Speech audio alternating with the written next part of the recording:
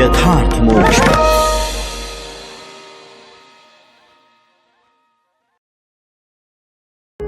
यथार्थ मोक्ष प्रस्तुत कर रहा है अतुल्य संपूर्ण महाभारत। श्री महाभारतम मार्कंडेय समास्या पर्व 230वां अध्याय। कृत्तिकाओं को नक्षत्र मंडल में स्थान की प्राप्ति तथा मनुष्यों को कष्ट देने वाले विविध ग्रहों का वर्णन। मार्कंडेय जी कहते हैं, राजन, कुमार महासेन को श्री संपन्न और देवताओं का सेनापति हुआ देख सप्त ऋषियों में से 6 की पत्नियां उनके पास आईं। वे धर्मपरायणा तथा महान पातिव्रत्य का पालन करने वाली थीं। तो भी ऋषियों ने उन्हें त्याग दिया था।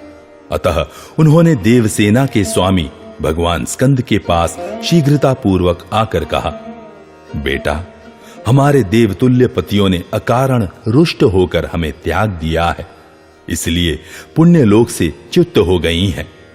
उन्हें किसी ने यह बता दिया है कि तुम हमारे गर्भ से उत्पन्न हुए हो, अतः हमारे सत्य कथन को सुनकर तुम इस संकट से हमारी रक्षा करो। प्रभु, तुम्हारी कृपा से हमें अक्षय स्वर्ग की प्राप्ति हो सकती है। इसके सिवा हम तुम्हें अपना पुत्र भी बनाए रखना चाहती हैं। यह सब कार्य संपन्न करके तुम हमसे उऋण हो जाओ। स्कंद बोले, वंदनीय सतियों, आप लोग मेरी माताएं हैं और मैं आप सबका पुत्र हूं। इसके सिवा यदि आप लोगों की और कोई इच्छा हो तो वह भी पूर्ण हो जाएगी। मार्कंडेय जी कहते हैं, राजन, तदनंतर इंद्र को कुछ कहने के लिए उत्सुक देख स्कंद ने पूछा, क्या काम है, कहिए।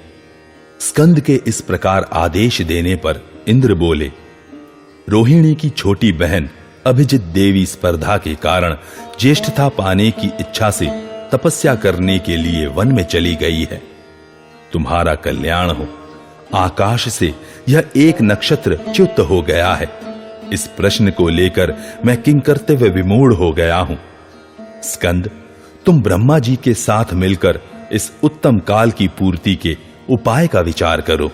अभिजित का पतन होने से ब्रह्मा जी ने धनिष्ठा से ही काल की गणना का क्रम निश्चित किया।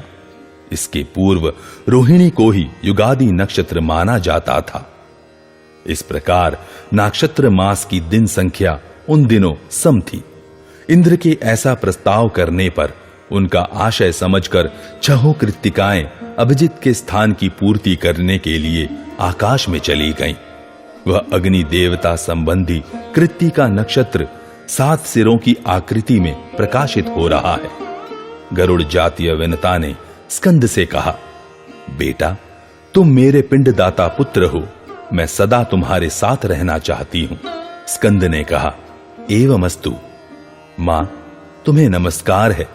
तुम मेरे ऊपर पुत्रोचित स्नेह रखकर कर्तव्य का आदेश देती रहो। देवी, तुम यहां सदा अपनी पुत्रवधू देवसेना द्वारा सम्मानित होकर रहोगी। मार्कंडेय जी कहते हैं, राजन, तदनंतर समस्त मातृगणों ने आकर स्कंद से कहा, बेटा, विद्वानों ने हमें संपूर्ण लोकों की माताएं कहकर हमारी स्तुति की है। अब हम तुम्हारी माता होना चाहती हैं।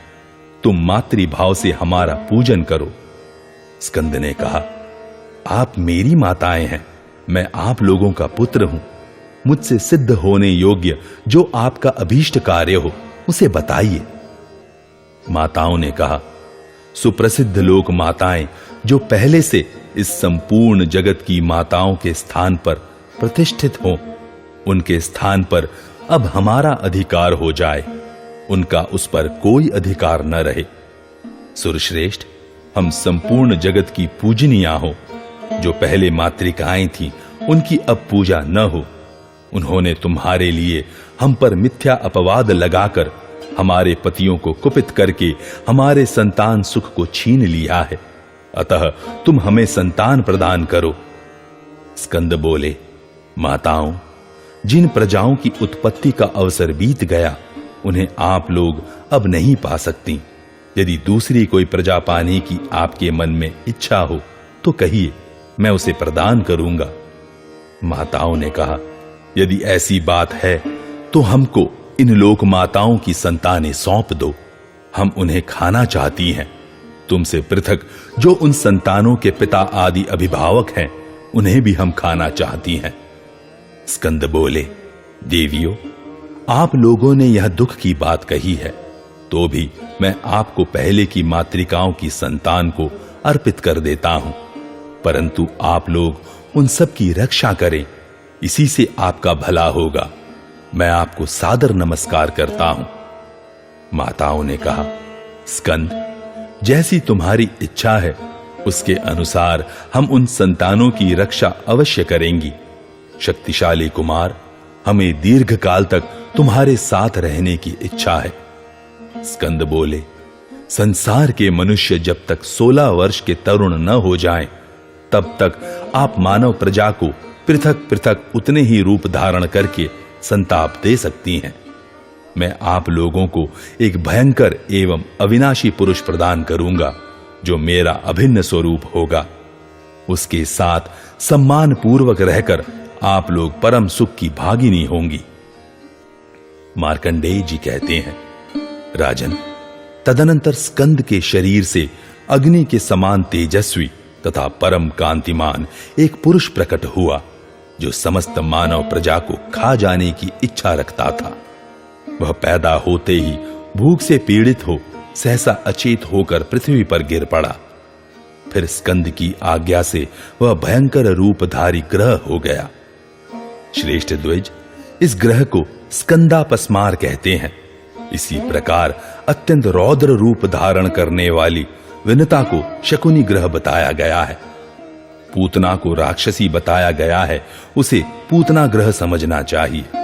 वह भयंकर रूप धारण करने वाली निशाचरी बड़ी क्रूरता के साथ बालकों को कष्ट पहुंचाती है।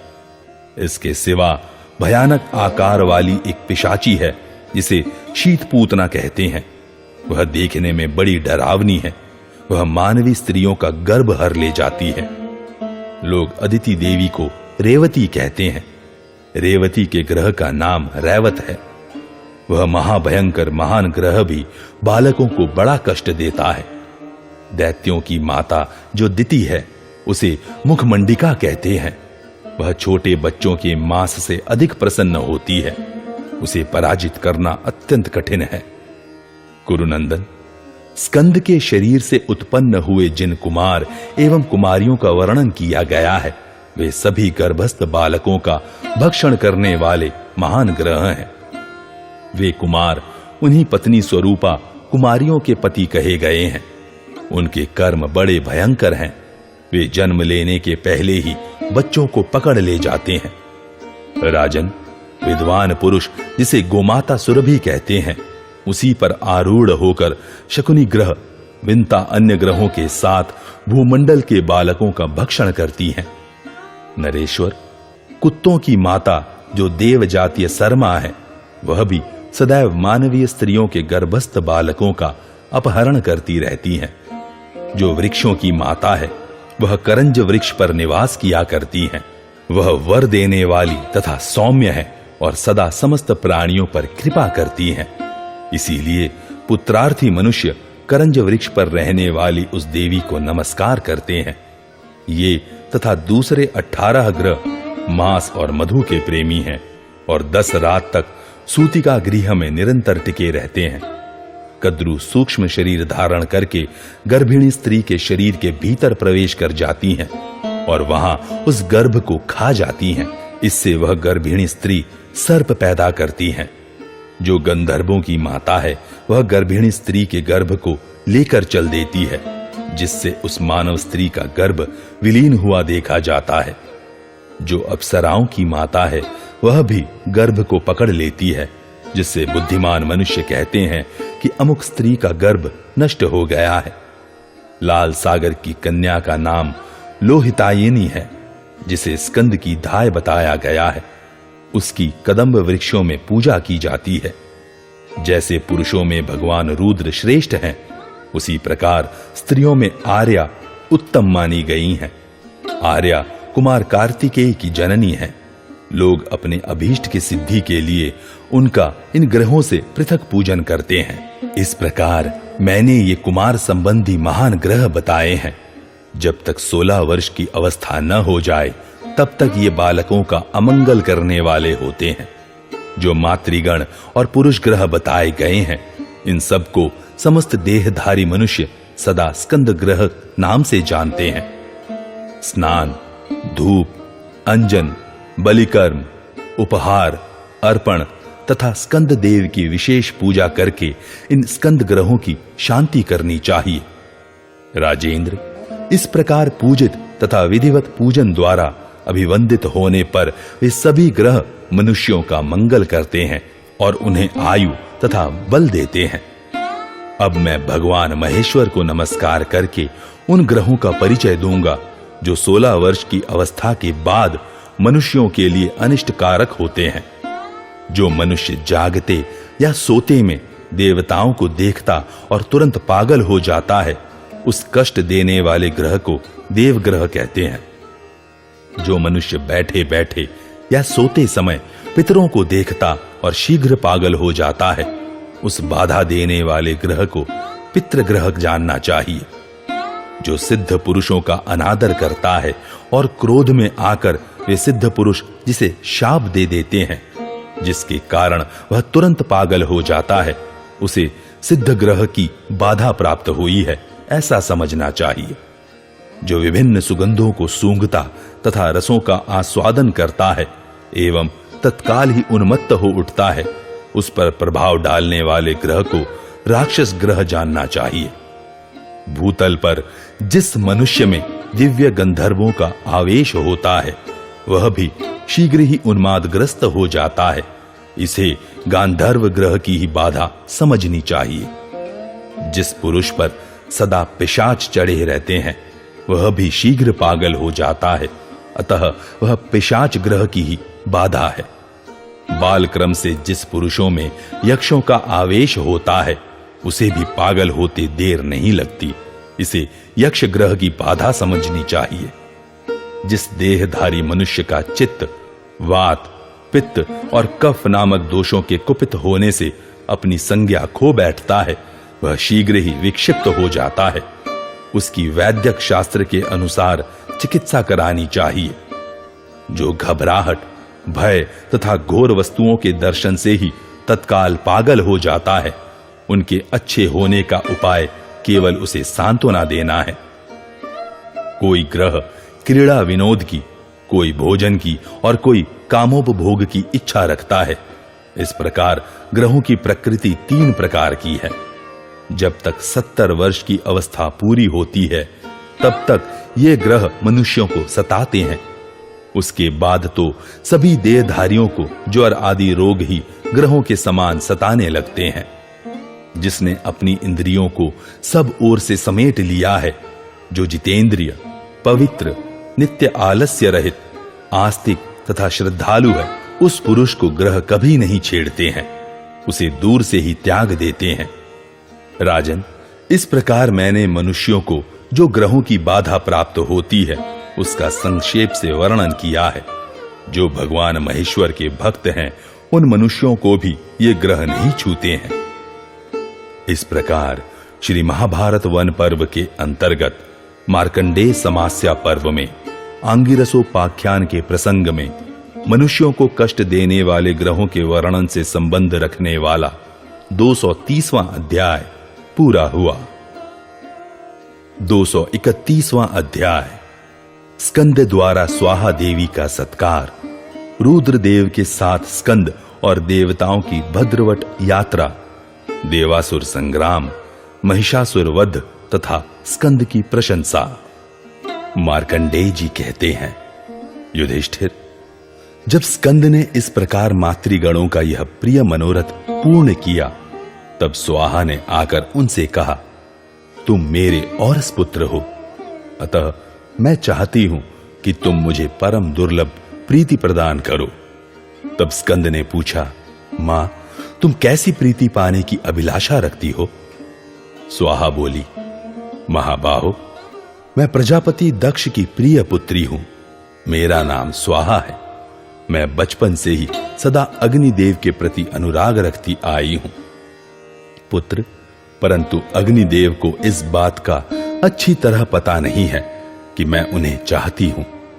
बेटा, मेरी यह हार्दिक अभिलाषा है कि मैं नित्य निरंतर अग्निदेव के साथ ही निवास करूं। स्कंद बोले, देवी, आज से सन्मार्ग पर चलने वाले सदाचारी धर्मात्मा मनुष्य देवताओं तथा पितरों के लिए हव्य और कव्य के रूप में उठाकर ब्राह्मणों द्वारा उच्चारित वेद मंत्रों के साथ अग्नि में जो कुछ आहुति देंगे वह सब स्वाहा का नाम लेकर ही अर्पण करेंगे। शोभने, इस प्रकार तुम्हारे साथ निरंतर अग्निदेव का निवास बना रहेगा। मार्कंडेय जी कहते हैं, युधिष्ठिर, स्कंद के इस प्रकार कहने और आदर देने पर स्वाहा बहुत संतुष्ट हुई। अपने स्वामी अग्निदेव का संयोग पाकर उसने भी स्कंद का पूजन किया। तदनंतर प्रजापति ब्रह्मा जी ने महासेन से कहा, वत्स, तुम अपने पिता त्रिपुर विनाशक महादेव जी से मिलो। भगवान रुद्र ने अग्नि में और भगवती उमा ने स्वाहा में प्रवेश करके समस्त लोकों के हित के लिए तुम जैसे अपराजित वीर को उत्पन्न किया है। महात्मा रुद्र ने उमा के गर्भ में जिस वीर्य की स्थापना की थी उसका कुछ भाग इसी पर्वत पर गिर पड़ा था, जिससे मिंजिका मिंजिक नामक जोड़े की उत्पत्ति हुई। शेष शुक्र का कुछ अंश लोहित सागर में, कुछ सूर्य की किरणों में, कुछ पृथ्वी पर और कुछ वृक्षों पर गिर पड़ा। इस प्रकार वह 5 भागों में विभक्त होकर गिरा था। उसी से ये तुम्हारे विभिन्न आकृति वाले मांस भक्षी एवं भयंकर पार्षद प्रकट हुए हैं, जिन्हें मनीषी पुरुष ही जान पाते हैं। तब अपरमित आत्मबल से संपन्न एवं पितृभक्त कुमार महासेन ने एवमस्तु कहकर अपने पिता भगवान महेश्वर का पूजन किया। मार्कंडेय जी कहते हैं, राजन, धनार्थी पुरुषों को आंख के फूलों से उन 5 गणों की सेवा करनी चाहिए। रोगों की शांति के लिए भी उनका पूजन करना उचित है। मिंजिका मिंजिक का जोड़ा भी भगवान शंकर से उत्पन्न हुआ है, अतः बालकों के हित की इच्छा रखने वाले पुरुषों को चाहिए कि वे सदा इस जोड़े को नमस्कार करें। वृक्षों पर से गिरे हुए शुक्र से वृद्धिका नाम वाली स्त्रियां उत्पन्न हुई हैं, जो मनुष्य का मांस भक्षण करने वाली हैं। संतान की इच्छा रखने वाले लोगों को इन देवियों के आगे मस्तक झुकाना चाहिए। इस प्रकार ये पिशाचों के असंख्य गण बताए गए हैं। राजन, अब तुम मुझसे स्कंद के घंटे और पताका की उत्पत्ति का वृत्तांत सुनो। इंद्र के ऐरावत हाथी के उपयोग में आने वाले जो 2 वैजंती नाम से विख्यात घंटे थे, उन्हें बुद्धिमान इंद्र ने क्रमशः ले आकर स्वयं कुमार कार्तिकेय को अर्पण कर दिया। उनमें से एक घंटा विशाख ने ले लिया और दूसरा स्कंद के पास रह गया। कार्तिकेय और विशाख दोनों की पताकाएं लाल रंग की हैं। उस समय देवताओं ने जो खिलौने इन्हें दिए थे, उन्हीं से महाबली महासेन खेलते और मन बहलाते हैं। राजन, अद्भुत शोभा से संपन्न और कांतिमान कुमार कार्तिकेय उस समय उस स्वर्णमय शिखर पर पिशाचों और देवताओं के समूह से गिरकर बड़ी शोभा पा रहे थे। जैसे अंशुमाली सूर्य के उदय से मनोहर कंदरा वाले मंदराचल की शोभा होती है, उसी प्रकार वीरवर स्कंद के निवास से सुंदर वन वाले उस श्वेतगिरी की शोभा बढ़ गई थी। वहां कहीं फूलों से भरे हुए कल्प वृक्ष के वन और कहीं कनेर के कानन सुशोभित होते थे। कहीं पारिजात के वन थे तो कहीं जपा और अशोक के उपवन शोभा पाते थे। कहीं कदम्ब नामक वृक्षों के समूह लहलहा रहे थे तो कहीं दिव्य मृगगण विचर रहे थे। सब ओर दिव्य पक्षियों के समुदाय कलरव कर रहे थे। इन सब से उस श्वेत पर्वत की शोभा बहुत बढ़ गई थी। वहां संपूर्ण देवता तथा देवऋषिगण आकर विराजमान हो गए। क्षुब्ध महासागर की गंभीर गर्जना के समान मेघों और दिव्य वाद्यों का तुमुल घोष सब ओर गूंजने लगा। वहां दिव्य गंधर्व और अप्सराएं नृत्य करने लगी। हर्ष में भरे हुए प्राणियों का महान कोलाहल सुनाई देने लगा। इस प्रकार इंद्र सहित संपूर्ण जगत बड़ी प्रसन्नता के साथ श्वेत पर्वत पर विराजमान कुमार कार्तिकेय का दर्शन करने लगा। उनके दर्शन से किसी का जी नहीं भरता था। मार्कंडेय जी कहते हैं, राजन, जब अग्निनंदन भगवान स्कंद का सेनापति के पद पर अभिषेक हो गया, तब श्रीमान भगवान शिव देवी पार्वती के साथ सूर्य के समान रथ पर आरूढ़ हो प्रसन्नता पूर्वक भद्रवट की ओर प्रस्थित हुए। उस समय इंद्र आदि सब देवता उनके पीछे पीछे चले। भगवान शिव के उस उत्तम रथ में 1000 सिंह जुटे हुए थे। साक्षात काल उस रथ का संचालन कर रहा था। उसकी प्रेरणा से वह शुभ्र रथ आकाश में उड़ चला। मनोहर केसरों से सुशोभित वे सिंह चराचर प्राणियों को भयभीत करते और दहाड़ते हुए आकाश में इस प्रकार चलने लगे मानो उसे पी जाएंगे। उस रथ पर भगवती उमा के साथ बैठे हुए भगवान शिव इस प्रकार शोभित हो रहे थे मानो इंद्रधनुष युक्त मेघों की घटा में विद्युत के साथ भगवान सूर्य प्रकाशित हो रहे हों। उनके आगे आगे गुह्यकों सहित नरवाहन धनाध्यक्ष भगवान कुबेर मनोहर पुष्पक विमान पर बैठकर जा रहे थे। देवताओं सहित इंद्र भी ऐरावत हाथी पर आरूढ़ हो जाते हुए वरदायक भगवान वृषभ ध्वज के पीछे पीछे चल रहे थे। मालाधारी जृंभक गण, यक्ष तथा राक्षसों से सुशोभित महायक्ष अमोघ भगवान शंकर के दाहिने भाग में चल रहे थे। उसके दाहिने भाग में विचित्र प्रकार के युद्ध करने वाले बहुत से देवता वसुओं तथा रुद्रों के साथ संगठित होकर चल रहे थे। मृत्यु सहित यमराज अत्यंत भयंकर रूप धारण करके देवताओं के साथ यात्रा कर रहे थे। उन्हें सैकड़ों भयानक रोगों ने मूर्तिमान होकर चारों ओर से घेर रखा था। यमराज के पीछे पीछे भगवान शंकर का विजय नामक भयंकर त्रिशूल जा रहा था, जो 3 शिखरों से सुशोभित और तीक्ष्ण था। उस त्रिशूल को सिंदूर आदि से भली भांति सजाया गया था।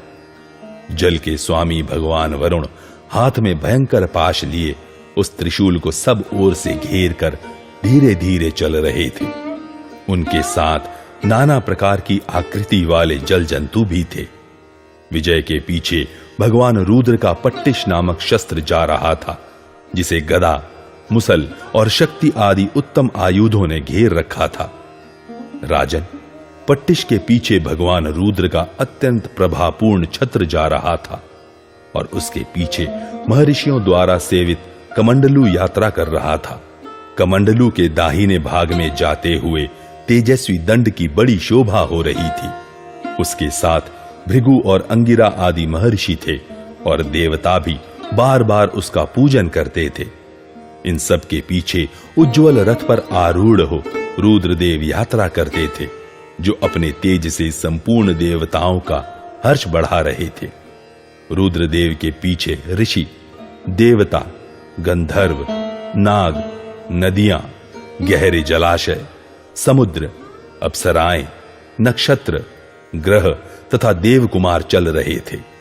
मनोहर रूप और भांति भांति की आकृति धारण करने वाली बहुत सी सुंदरी स्त्रियां फूलों की वर्षा करती हुई भगवान रुद्र के पीछे पीछे जा रही थी। पिनाकधारी भगवान शंकर को नमस्कार करके पर्जन्य देव भी उनके पीछे पीछे चले। चंद्रमा ने उनके मस्तक पर श्वेत छत्र लगा रखा था। राजन, वायु और अग्नि चंवर लेकर दोनों ओर खड़े थे। तेजस्वी इंद्र समस्त राज ऋषियों के साथ भगवान वृषभ ध्वज की स्तुति करते हुए उनके पीछे पीछे जा रहे थे। गौरी, विद्या, गांधारी, केशिनी, मित्रा और सावित्री ये सब पार्वती देवी के पीछे पीछे चल रही थीं। विद्वानों द्वारा प्रकाशित संपूर्ण विद्याएं भी उन्हीं के साथ थीं। इंद्र आदि देवता सेना के मुहाने पर उपस्थित हो भगवान शिव के आदेश का पालन करते थे। एक राक्षस ग्रह सेना का डंडा लेकर आगे आगे चलता था। भगवान रुद्र का सखा यक्षराज पिंगल देव, जो सदा शमशान में ही निवास करता और संपूर्ण जगत को आनंद देने वाला था, उस यात्रा में भगवान शिव के साथ था।